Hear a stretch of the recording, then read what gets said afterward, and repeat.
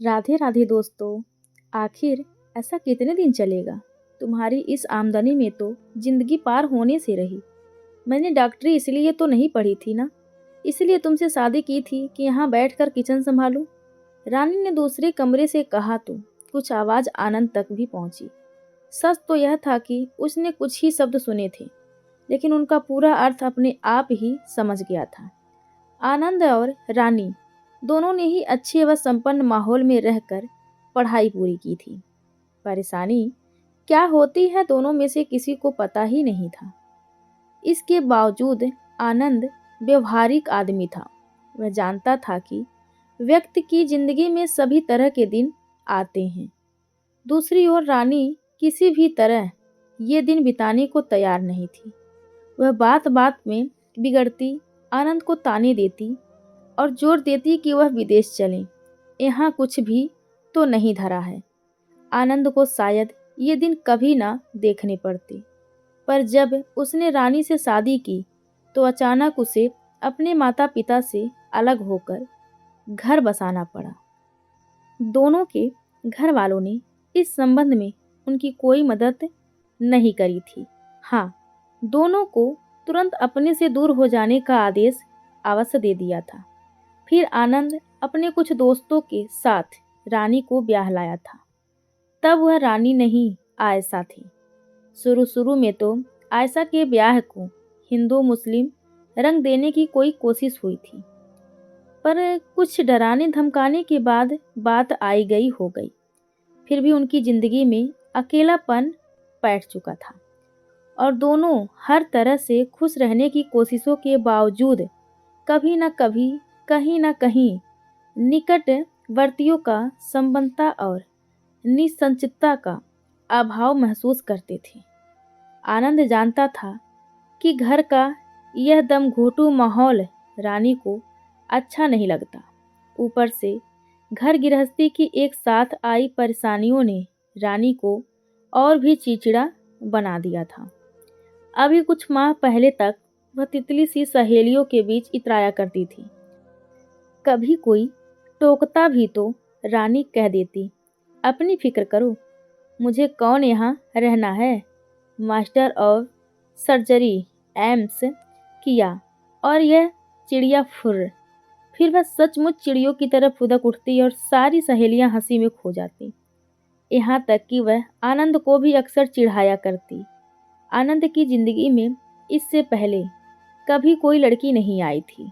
वह उन क्षणों में पूरी तरह डूब जाता और रानी के प्यार, सुंदरता और कहकहो को एक साथ ही महसूस करने की कोशिश करने लगता था। आनंद मास्टर ऑफ मेडिसिन एमडी करने के बाद जब सरकारी नौकरी में लगा, तब भी उन दोनों को शादी की जल्दी नहीं थी। अचानक कुछ ऐसी परिस्थितियां आई कि शादी करना जरूरी हो गया। रानी के पिता उसके लिए कहीं और लड़का देख आए थे।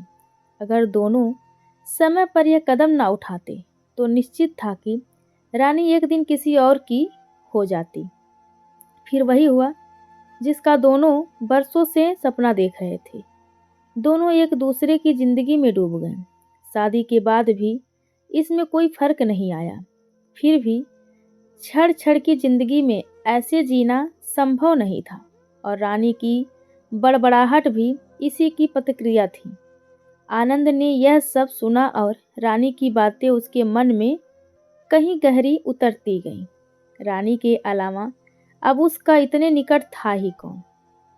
हर दुख दर्द की वह अकेली साथी थी।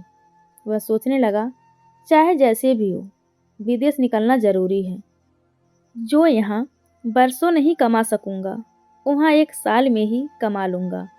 ऊपर से रानी भी खुश हो जाएगी। आखिर वह दिन भी आया जब आनंद का विदेश जाना लगभग तय हो गया।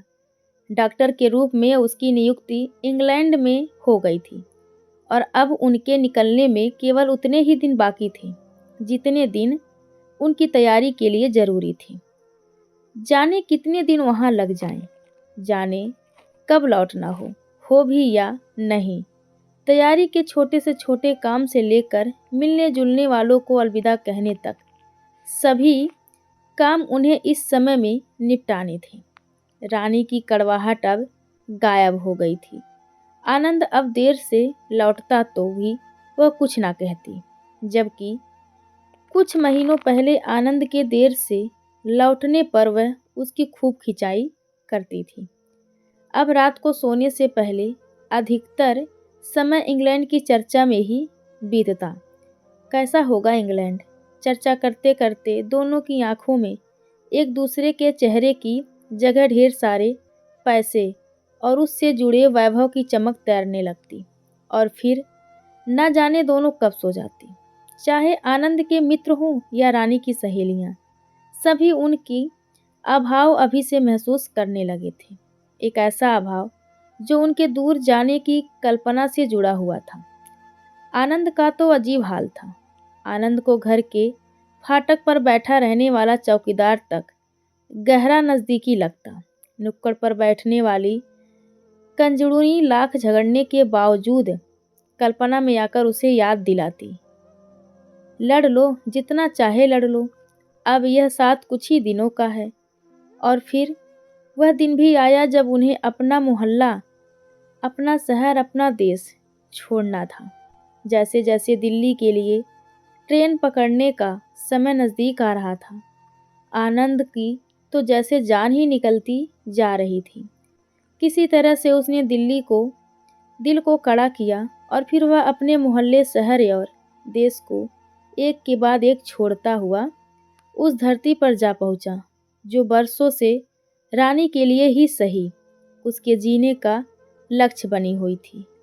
लंदन का थ्रीवो हाई अड्डा, यात्रिक जिंदगी का दूर से परिचय देता विशाल शहर।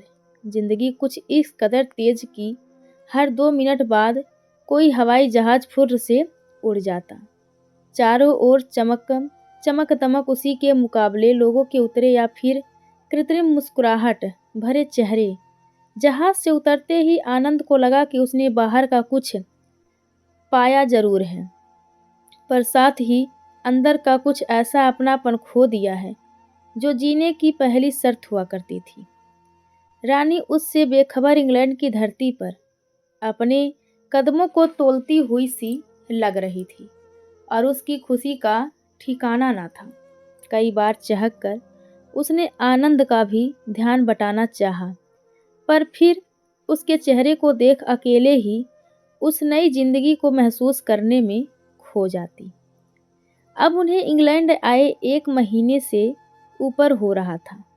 दिन भर जानवरों सी भाग दौड़, हर जगह बनावटी संबंध, कोई भी ऐसा नहीं जिससे 2 पल बैठकर वे अपना दुख दर्द बांट सकें।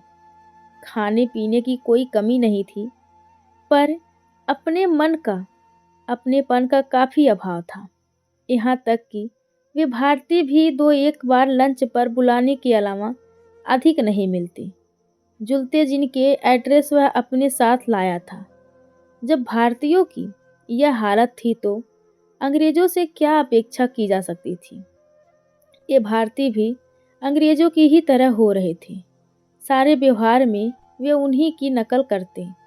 ऐसे में आनंद अपने शहर की उन गलियों की कल्पना करता जहाँ कहो कहो के बीच घड़ियों का अस्तित्व खत्म हो जाया करता था।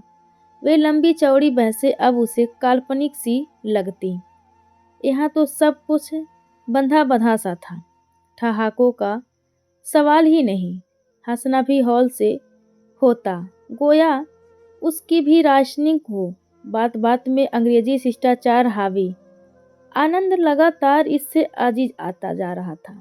रानी कुछ पलों को तो यह महसूस करती, पर थोड़ी देर बाद ही अंग्रेजी चमक दमक में खो जाती। आखिर जो इतनी मुश्किल से मिला है, उसमें रुचि ना लेने का कोई उसे कारण ही समझ में ना आता। कुछ दिनों से वह भी परेशान थी। बंटी यहाँ आने के कुछ दिनों बाद तक चौकीदार के लड़के रामू को याद करके काफ़ी परेशान कर रहा था। यहाँ नए बच्चों से उसकी दोस्ती आगे नहीं बढ़ सकी थी। बंटी कुछ कहता तो वे कुछ कहते और फिर वे एक दूसरे का मुंह ताकते। फिर बंटी अकेला और गुमसुम रहने लगा था। रानी ने उसके लिए कई तरह के खिलौने ला दिए, लेकिन वे भी उसे अच्छे ना लगते।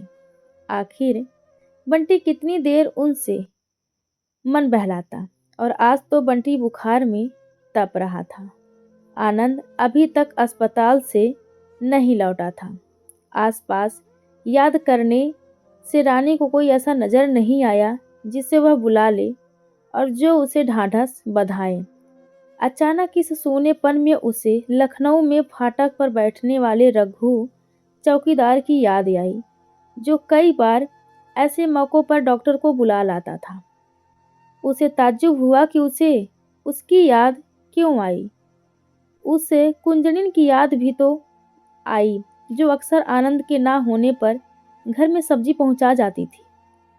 उसे उन पड़ोसियों की भी याद आई जो ऐसे अवसरों पर चारपाई घेरे बैठे रहते थे और इस तरह उदास हो उठते थे जैसे उनका ही अपना सगा संबंधी हो। आज पहली बार रानी को उनकी कमी अखर रही थी। पहली बार उसे लगा कि वह यहाँ हजारों आदमियों की होने के बावजूद किसी जंगल में पहुंच गई है, जहाँ कोई भी उन्हें पूछने वाला नहीं है। आनंद अभी तक नहीं लौटा था। उसे रोना आ गया। तभी बाहर कार का हॉर्न बजा। रानी ने नज़र उठाकर देखा, आनंद ही था। वह लगभग दौड़ सी पड़ी, बिना कुछ कहे आनंद से जा चिपटी और फपक पड़ी। तभी उसने सुबकते हुए कहा, कितने अकेले हैं हम लोग यहाँ, मर भी जाएं तो कोई पूछने वाला नहीं। बंटी की तबीयत ठीक नहीं है और एक एक पल मुझे काटने को दौड़ रहा था। आनंद ने धीरे से बिना कुछ कहे उसे अलग किया और अंदर के कमरे की ओर बढ़ा, जहाँ बंटी आंखें बंद किए लेटा था। उसने उसके माथे पर हाथ रखा। वह तप रहा था। उसने कुछ दवाएं बंटी को पिलाई। बंटी थोड़ा आराम पाकर सो गया। थका हुआ आनंद एक सोफे पर लुढ़क गया। दूसरी ओर आराम कुर्सी पर रानी निढाल पड़ी थी। आनंद ने देखा, उसकी आंखों में एक गलती का एहसास था। गोया वह कह रही हो, यहाँ सब कुछ तो है पर लखनऊ का जैसा, अपने देश जैसा अपनापन नहीं है। चाहे बस्तियों हो या आदमी, यहाँ केवल ऊपरी चमक है, कार, टेलीविज़न और बंगले की चमक। मुझे नहीं चाहिए। तभी रानी थके कदमों से उठी। एक बार फिर बंटी को देखा। उसका बुखार कुछ कम हो गया था। आनंद वैसे ही आंखें बंद किए हजारों मील पीछे छूट गए, अपने लोगों की याद में खोया हुआ था। रानी निकट आई और चुपचाप उसके कंधों पर अपना सिर टिका दिया, जैसे अपनी गलती स्वीकार रही हो। तो दोस्तों, हमारी आज की कहानी आप सभी को कैसी लगी, कृपया कमेंट करके ज़रूर बताएं और चैनल को लाइक, शेयर और सब्सक्राइब करना बिल्कुल ना भूलें। धन्यवाद आप सबका।